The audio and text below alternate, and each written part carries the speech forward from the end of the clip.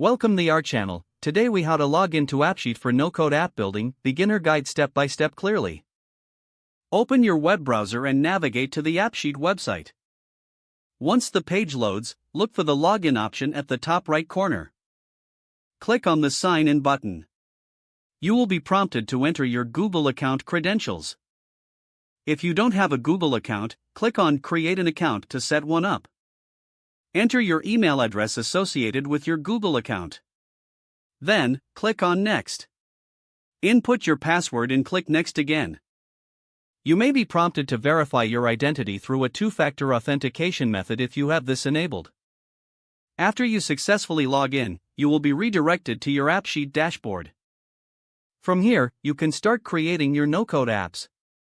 If this is your first time, consider taking a tour of the interface to familiarize yourself with the features. To start a new project, click on the New App button. Follow the prompts to set up your app by choosing a data source. You're now ready to begin your no-code app building journey with AppSheet. If the page does not load, refresh the browser or try again in a private or incognito window.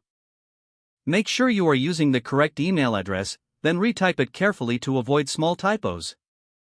If your password is not accepted, use the reset option and create a new strong password you can remember. Check your spam folder for verification or security emails, then complete any requested confirmation steps. Enable two-factor authentication if available to improve account security and reduce unauthorized access risk.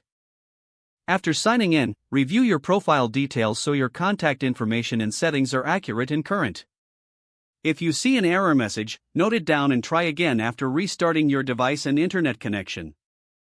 Log out when you finish, especially on shared devices, to keep your account and payment information secure. If the page does not load, refresh the browser or try again in a private or incognito window. Make sure you are using the correct email address, then retype it carefully to avoid small typos.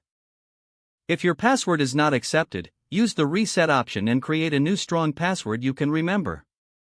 Check your spam folder for verification or security emails, then complete any requested confirmation steps. Enable two-factor authentication if available to improve account security and reduce unauthorized access risk. After signing in, review your profile details so your contact information and settings are accurate and current. Don't forget to like this video and subscribe to our channel for more step-by-step tech guides.